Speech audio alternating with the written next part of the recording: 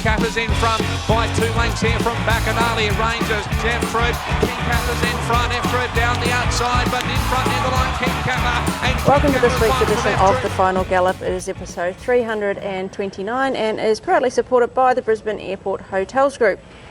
This week we'll preview our runners for the Girls' Day Out race day at Eagle Farm on Saturday. Morning, Tony. It was a good day over the road at Doomben last Saturday with the special K's and Cronenberg and King Capper both saluting. The special K's, yeah, well done, Lockie. That's a really good way to introduce it. Yep. It was a good day. Started off a bit up and down, to be fair, and then we finished off really well.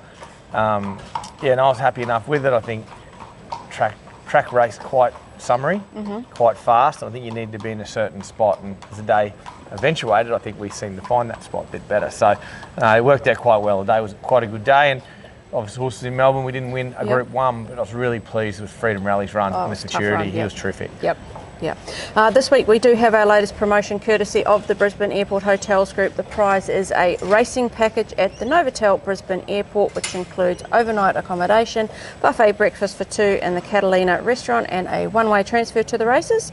To enter, head to our Facebook page, look for this week's post about the Final Gallop, click on the link we provide, enter your details to go in the draw, and the winner will be announced on next week's show. That's a good prize. It is a good prize. Get into that one.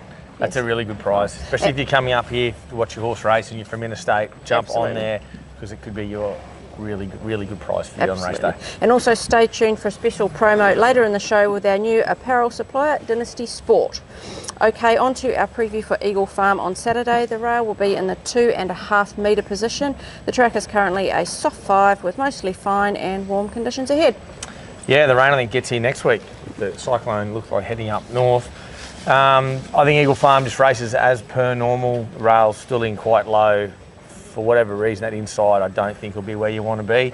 Just how wide we need to get off it. Look, we'll just assess as the day goes on. And we're in race 1, but then we've got quite a good break to race 6. So for me in race 1, I'll be steering clear of that rail. My 2 horses are probably that style horses anyway. But I do think we'll be racing off fence in the straight, but just how far, it won't be as extravagant as what it was when it was true a half a metre. Okay. As you said, we kick off in race 1, which is the Class 3 handicap over 1,600 metres. We'll have 2 runners. We will start with Able Seaman, 55.5 kilos with CJ Graham riding barrier 4. He's paying $9.50 at the moment to win and $2.60 for the place. He was a winner 2 back over the mile before facing an unfavourable soft track last start. Yeah, and just the track and also sitting outside lead just didn't suit him. That horse that was inside of him that led that day, of Annabelle Nish's proposal. It was close up again yesterday in town, just ridden that little bit better. I just think those 2 horses, they took each other on the whole way, even though they didn't go overly quick, they just built pressure on each other on unsuitable ground. So I'd be very forgiving of the Ipswich run. His run previous to that at the mile was terrific. So I think off the low draw here, if he can just jump well, park up behind them with cover, then present the right part of the track, he can be a big improver. Okay, the other runner we have in the race is Godzilla, 53 kilos with Emily Lang's 2 kilo claim.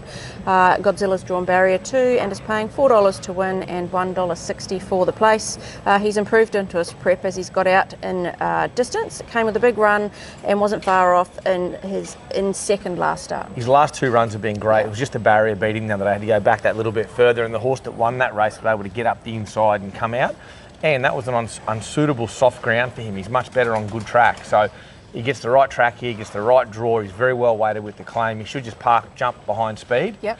I think he's exceptionally well placed, this horse. So he's on top? Yeah, there's not much between these 2. If you look at the market the other day, Able Seaman was ahead of Godzilla in the market. The market's flipped around for 1 run on a wet track. So look, they're very similar horses. The market says this is the right race for them both. I'll sit on the fence, but gun to my head, it'd be Godzilla. Okay. We go all the way down to race 6 now, which is the benchmark 78 handicap over the 1,400 metres. We'll have Set to Shine in this, 56.5 kilos with Emily Lang's 2 kilo claim, and she is drawn barrier 5. She's paying $4.60 at the moment and $1.85 for the place. Had a messy race at this track and trip last start. Has the ability to turn that disappointment around pretty quickly. Yeah, train wreck the other day. Total train wreck of a race. Got smashed in the straight. Nothing really went right. So jumped quick, put herself in a good position, and then from that point on, it just unfolded poorly. I think we'll just allow her to be where she's comfortable. She can sit anywhere in the first 3 or 4. She's natural gate speed. She has a fortnight into this. Right race for her with the claim. She gets in beautifully, exceptionally hard to beat. Probably my best chance on the card. Okay.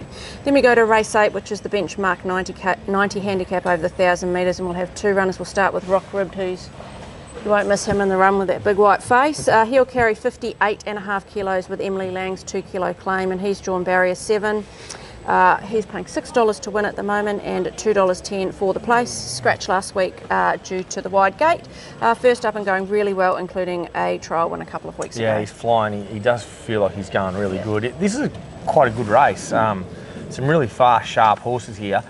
Just how much he gets out of his comfort zone at the 1,000 is going to be the key. He jumps quickly, puts himself in a nice position. They will go quick. He certainly wouldn't lead a field like this, I wouldn't think. But I do think he'll be able to travel on the back of them. He's fresh enough to do that. He feels sharp enough. Last prep was his first racing prep with us, and I think this time around, he's all the better. We're all the better with him. Even though this is shorter where his distance is, I expect him to be very hard to beat. Okay, the other runner is Brereton, and he'll carry 58 kilos. Vlad Jurek will steer him from barrier 8, and he's paying $5.50 to win and $1.95 for the place. He also won first up for Vlad last preparation, and has had 3 easy trials or jump outs to get ready. Yeah, no one's riding much better than Vlad at the moment. He's got his weight under control. He's riding terrific, so it's good to have him on this horse. This horse probably fits the profile distance of the race better. He's a real 1,000, 1,100 metre horse. He just gets the 6, and where we can navigate our run off that gate's going to be the trick. Like I mentioned with Rock Rib, they're going to go really, really quick in this race, and if we're able to get in like midfield or just off them with a bit of cover, he can run really well, Brett. And both really nice horses. Yeah. I just got an inkling Rock Rib's going particularly well this preparation, and if these speeds to start to tippy-toe late, particularly with this racing off fence in the straight, he'll be really coming with a big bounce. Okay. Race 9 is the Class 6 plate over the 1,200 metres, and we'll have 4 runners. We'll start with a Moral 58 kilos with Emily Lang's 2 kilo claim, barrier 2. He's paying $41 to win and $7 for the place. Forgive Run first up, and was just okay last start over the 1,000. Does step up to the 1,200 metres on Saturday. Probably got caught in the wrong part of the track with a big weight the other day. Jimmy said when he come in, his run was better than probably what it looked. His first 2 runs have been. He's probably just getting to his mark a little bit. This horse is the only negative, but a low draw. Emily's claim's a big plus. I think he just parks on the back of the speed, and he'll give a good side. His last win was this track and trip, so hopefully we can see Lightning strike in the same spot twice. Next one is Mullane, 58.5 kilos, Vlad Jurek on board, barrier 3. He's paying $3.30 to win and $1.45 for the place. He won at this track and trip on a heavier few back with Vlad on board. Last start finished second in this class, but was just no match for the winner. Yeah, well, he just jumped too quick the other day and just put himself there, and the winner followed him. The winner's a reasonable horse. This is a right race for this horse. He is going well. He's got a good track hoodoo. But if he can smother up with cover from this good alley, which he should, Vlad knows him well after winning on him. He's the right horse, isn't he? He looks very hard to beat. Okay, next one is Pizarro, 58.5 kilos with Jag Guthman Chester. In the saddle, barrier 6. He's paying $17 to win at the moment and $3.60 for the place. Went back and finished as strong as any last start at Doomben. Should appreciate the wider expanses of Eagle Farm with his pattern. Yeah, he would. You'd think that. His runs at Eagle Farm have been poor, however, so I've been sort of dodged it the other day. Just going to ride him nice and quiet again, just switch him off, back off speed, and watch him find the line. If he can run on well at Eagle Farm, let go on the surface, this really should suit him this race. Okay, and the last one is Warby, 57 kilos, Luke Dempsey rides, barrier 6. He's paying $5 to win and $1.70 for the place. First up on Saturday, won once last preparation, but that could have been 7 if everything went his way. Had a quiet trial a couple of weeks ago in a very fast heat. Yeah, good to see Warby back. I was also really like 1,200 will suit him, I guess, fresh up. It's been short of his trip. He sort of likes that 1,400. Eagle Farm suits him. Luke Dempsey, first ride for the stable, riding really, really well since he's come here to Queensland, this guy. So interesting to see what he can do on him. He's a horse, hopefully he's midfield off an okay draw, and we can smother up and just come with one run at them. For mine, it's always just been that touch short for Warby. Mullane on top. This is his race to win, no doubt. Race 10 is the Class 6 handicap over the mile. We have 2 runners. We'll talk about Tenzing first, 59.5 kilos with Jag Guthmann-Chester riding barrier 3. He's paying $4.40 to win at the moment and $1.90 for the place. Returned to the winner's circle with a strong win last start at this same track and trip. He was great. The low draw is important. Eagle Farm suits him. Jockey change. Look, Jag will handle him beautifully off a low draw. Ryan Maloney suspended. The key to Tenzing is exactly how we rode him the other day. Jump well, just find the back of the speed, hold up, and don't go till you get inside the 300. If the race can pan out exactly as that, he can run well. My only query with him this week is he is weighted quite to his top. Okay. Second runner is Rising Pacific, 57.5 kilos with Andrew Mallion riding barrier 8. He is paying $13 to win and $3.80 for the place. After winning first up, his stablemate Tenzing got the better of him last start, out to the mile.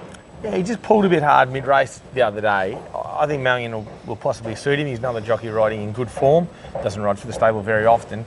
The key from him is to ride him just quiet from barrier 8, just drop back. You know, he might even follow Tenzing, who knows, like he did the other day, but just be relaxed in doing so, then get to the right part of the track and finish off. I think he's crazy odds. I'd have him much closer to Tenzing. Okay. And the fact that Cunnamulla fella is favourite above both of them, I find it quite amazing. I think he meets him better at the weights. I think Rising Pacific is the one to beat in this race. Okay. Now, before we reach the final furlong, we're pleased to announce Dynasty Sport as our new apparel supplier. With the NRL season starting this weekend in Las Vegas, we have a special promotion for our viewers. They are offering a $200 gift voucher for their online store, which has gear for the Gold Coast Titans, Manly, Cowboys and Warriors NRL clubs. So all you have to do is to enter is like our post about the Final Gallop on Facebook, and then they will randomly select one person as the winner. Yeah, jump on and do that. Yeah. Macca and his team there at Dynasty, they do a great job. All the gear is really, really good. Their apparel, we're not wearing a whole lot of it at the moment, but my hat is, really nice hat. Yep. Dynasty. Yep. There we go. Yep. Their apparel's really good. Great team. So a good prize to win, especially with the footy season kicking off. So particularly if you support one of those, I think 4 or 5 clubs mentioned there, get on and do it and you'll get some really good club gear. Okay. Now we are into the final furlong of this week's Final Gallop. Who is your best winning chance at Eagle Farm on Saturday? It's a tricky one. I don't want to put the mock on Mullane because he hasn't won a good track, but geez, he looks hard to beat. I thought Mullane and Set to Shine both can correct the wrongs of their previous runs, in my opinion. And your best each way? I can't go past Rising Pacific in the last. I can't believe the price he is, $14. You know, I think Mallion, the style of rider he is, should suit him. He's by far my best each way. And if I went to go another one, which I'm breaking all the rules lately, if I want to go another one, it'd be definitely Rock Ribbed. I think this horse is in for a super preparation. Okay, now you're best at the provincials. We have Ipswich on Saturday. Probably Ariel Bay. Hopefully she draws low. I love the way she's trialling and going. We're training her out of the Gold Coast this prep, and she's really enjoying the routine there and taking all the gear off her. We're starting completely scratch with gear. And I expect she's in for a really good prep at that lower level. So Ariel Bay would be my provincial tip, and if I don't run her this weekend, just follow wherever I do run her. Okay. Now your best track record this week? Hard to go past Rock Ribbed. Yep. He's flying. Brereton's great. All the sharp horses were sharp. They're probably the pick of them. Tenzing and Rising Pacific worked together again, and they were just as good as what they were going into Eagle Farm a fortnight ago. They're just 2 very, very happy, healthy, fit horses. Okay. Now it is time for Cavs Corner, which is supported by the Brisbane Airport Hotels Group. Last week his first leg was scratched and then a race to forget for Miragical.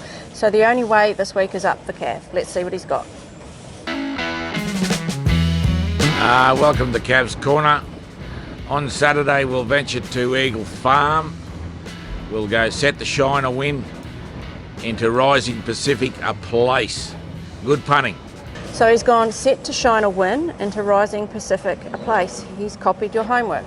Great multi. Yeah. Love it. I think she can correct things, Set to Shine. In my opinion, smoother run would have been right there on the other day. So with the claim and better run in transit, she's the one. And Rising Pacific, I could even go win-win with these two. I think he's just stupidly over the odds. Okay. Now, well, good luck on Saturday at Eagle Farm, Tony. And I can't believe it's the start of March already. It is start of March, and obviously that means the Sydney Autumn is in full effect. All the good horses are back there, but it also means we're not too far away for our Winter Carnival. No, true. Sounds like it's a long way away, but basically we start kicking off mid-April. So busy time of year. Yes. Looking forward to it. Melbourne English sales are on this weekend. Premier yep. sales are on down there. So we've got sales there Sunday, Monday, Tuesday. And then our big cutest sale the following week here in Queensland. So if you are interested in jumping into a yearling, get in touch with Andrew on the sales team, because there are some still sales happening. And particularly if you're interested in the cutest horse, that big cutest sales at the Gold Coast on the weekend of the March of 8th, which is a great value sale. And we race that big cutest money up here in Queensland. Absolutely. Please get in touch, and best of luck to everyone over the weekend.